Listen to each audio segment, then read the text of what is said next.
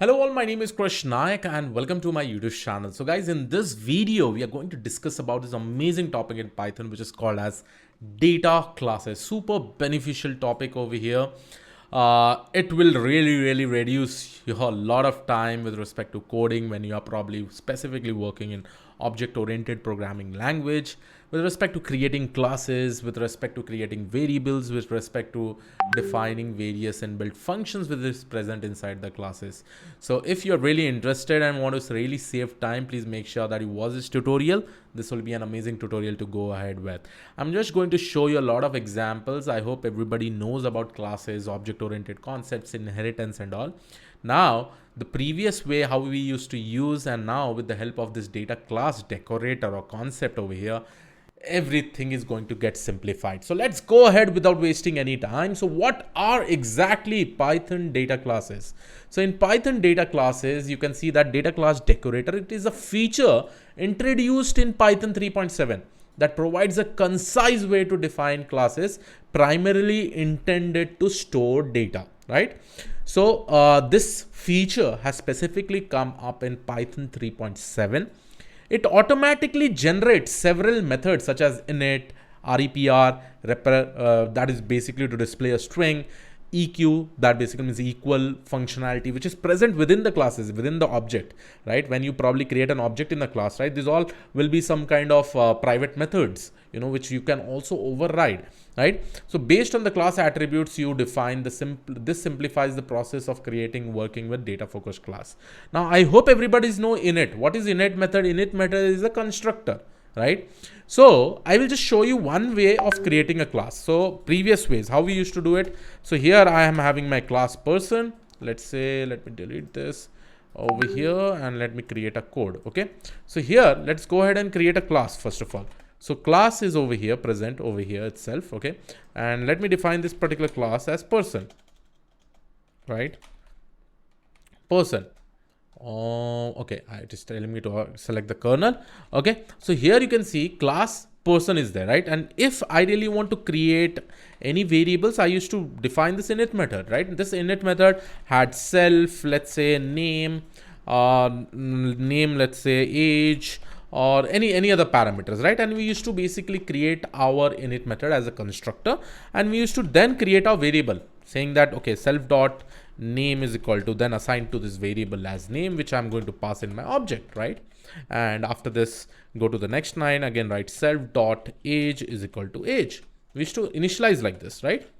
I hope everybody knows this way of creating classes. And obviously in inheritance also, if you're probably inheriting any kind of classes, at that time you can again override that. You can probably create your own functionalities. A lot of concepts in object oriented programming language we have learned, right? Now if I probably want to create my variable, so it will be something like person over here, and I will probably define all my variables. So what variables I really want to pass it over here, right? So let's say I'm just going to say Krish, and this will be age as 31, right? And then I will probably print the person object, right? So this was how we used to do when you used to work with classes, right? This was how. Now with the help of data classes, what additional functionality you are probably getting? You don't even need to write this kind of code also. Okay, now let me just show you with respect to data classes. Now for using data classes, you need to import from data classes, import data class, and this is there from Python 3.7. okay, and here what I'm actually going to do, I'm basically going to define a decorator, right? So data class, and here I'm going to basically say class, right? Class, let's say person. Okay, so this is basically my class. Here I don't need to even write init method. I don't need to write any functionality over here. Just create whatever variables you have, right? Let's say in this case my variable will be name. Let's say this is a string type, so this becomes my first class variable itself. Then let's say age will be my int type, right? So this is how I'm actually defining over here, right? Age, int, and whatever thing you want. Basically, let's say I want to basically also write about profession. So this becomes my profession is equal to str. This is done. This is my entire class. Now once I execute this, my class will basically get created. So now let me go ahead and define my own object, person, right? And now here what I will do, I will just give my parameters. Let's say my class variable names that I'm going to assign over here, Krish, let's say 31, let's say I'm just going to write it as AI, okay? Something like this.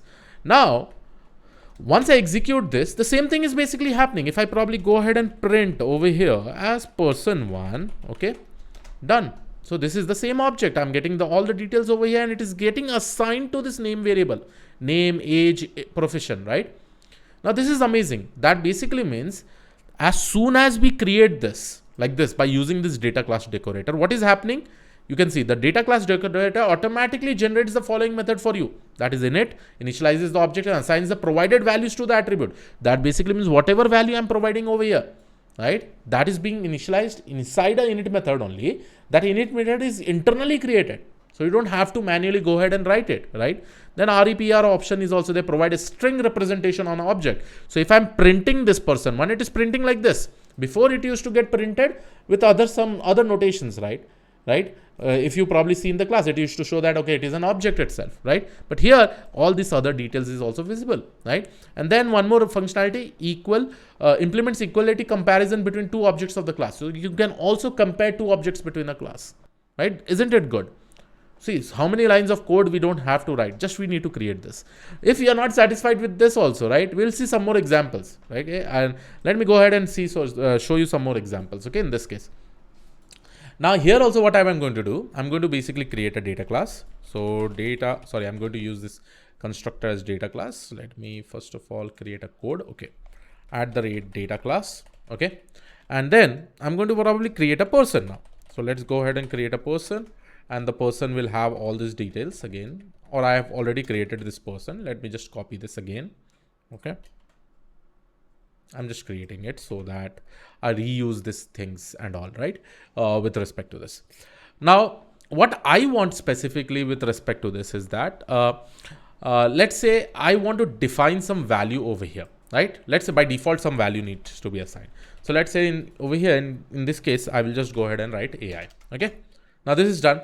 Now, as soon as I initialize person1, that basically means I will just call this person. I will just say my name, let's say Krish, because please make sure that you watch this video till the end, guys, because I'm also going to show you with inheritance. So in the case of inheritance, how this is going to change. Profession, let's say instead of giving AI, I'm just keeping it empty. Right? By default, what it is going to do, it is basically going to take this, right? So if I probably print person1, done, Krish, age 31, profession AI. That basically means by default value also I can probably give this, and I can also override this. So suppose if I say person dot profession, I hope it is so, okay, this is person1 dot profession, okay. So if I also change this to something else, let's say full stack developer, I'm just writing something, okay. So this can also be changed. That basically means like how we can also provide a default value in the init, that also can be actually handled by this data class, okay. Now, not only this, now you may be thinking what is there in this, okay. So let me just show you one more example with respect to immutable class, okay, because immutable class, this functionality is also there. It has given you almost everything that you specifically require. So let's say I'm going to define a data class. Let's say this is my class. Let's say I'm going to define a class called as point. I'm going to define two variables, x with int, and let's say y with int, because a point has two coordinates, x and y, right? So this is my thing, right? Now what I will do, I will go ahead and define my point class. So let's say this is 3, 4, okay, and then I'm just going to print x, right? Oh, sorry, print point, okay. So this I'm getting 3, 4. This is fine, right? But now what is happening? There is one property in data class. If I probably say frozen is equal to true, okay, and just execute this, okay, and then let's say if I probably go ahead and write point dot x coordinate, and now if I try to override the value, let's say 34, it says that it cannot assign a field to x because this entire instance, this entire object is frozen, right? That basically means whenever we try to create a class by using data class where I've written frozen is equal to true, once an object is initialized, that values cannot change. When I say the values, the attributes values cannot change. This is super important property. Let's say that in a real world scenario, you want to once create an object and never change its attribute value. This will be an amazing thing for that particular kind of applications, right? So this is with respect to the immutable class. I know you are waiting definitely for the inheritance part also. So how inheritance will happen, inheritance, right? So I will also show you that specific example, right? So here I'm going to use data class, okay, and here I'm basically going to say class person, okay. Then let's say again the same thing. I will probably say, okay, person, let's say the name is str. The reason why I'm again writing in front of you guys, because you also need to develop this practice, then only you will be able to quickly do different things. Let's say I also create another data class, and here I'm going to use a class employee, right? And in employee, you know what all things will be there, like employee ID, okay, and this will be an str, and let's say department will be an str, okay. And then I'm just going to write person is equal to person, okay. So I'm going to initialize this person with the name. So let's say I'm going to write Krish, age 31, okay. And then I am probably going to create my employee, okay. Now one thing, let's say this employee also, because employee should be inheriting person. So in order to probably inherit the person class, how we should write like this? We used to basically write like this, right? And then inside the init method, in the previous ways, we used to call the init of the parent class itself. But in this case, you don't even have to do this. If you really want to inherit, if this employee wants to inherit this person class, all you have to write like this. And now when I'm initializing the employee variable, employee object, so let's see over here. And if I write like this, now this employee object here, I can probably define whatever things I want. Like obviously in person, I have two information. Let's say Krish, and over here 31. So I don't have to probably write something separately for inheriting things. I've just defined it over here. Automatically data class is basically taking care of that. Now employee ID, this will be a string. So let me go ahead and write 1, 2, 3, and department is specifically AI. So once I execute it, and probably if I just print this employee, you'll be able to see that we are able to see all the values over here. And this is super powerful. Otherwise, just imagine how many lines of code you needed to write in order to do the inheritance and all part, right? So this is quite amazing, good examples altogether. Not only this, guys, we also have something called as nested data class. Okay, nested data class, and I'll show you an example for this. Again, a very good example over here. Okay, so for a nested data class, let's go ahead and do one thing. Let's create a very simple class. Okay, so first of all, I will be using data class. Okay, data class. Okay, and here I'm going to basically define a class itself. So let's say the class is address. In address, I definitely have 2 to 3 information. Let's say street, str, and street str. And over here, I will just go ahead and define city str. Just let's execute it so that an error goes. So city str, and here I'm going to basically use the zip code, which will be in the form of str. Okay, so this becomes my first class. Then again, what I'm going to do, I'm going to basically use a data class over here, and let's say person. Okay, person. Person is there, and we have some information like name str, okay, age str, and let's say this person has a specific variable which is called as address. So when I talk about address over here, whenever I say person address, this 3 information should be coming over there: street, city, and zip code, right? So in this case, what address I need to write over here, I can definitely go ahead and call this specific class over here itself, right? So in short, this is nothing but an example of nested data class. You don't even have to write any kind of code. In short, you're just saying that this variable will be a data type of this kind, right? So the address kind, right? Now, if I probably go ahead and probably just create a person variable, okay? So this will be my person.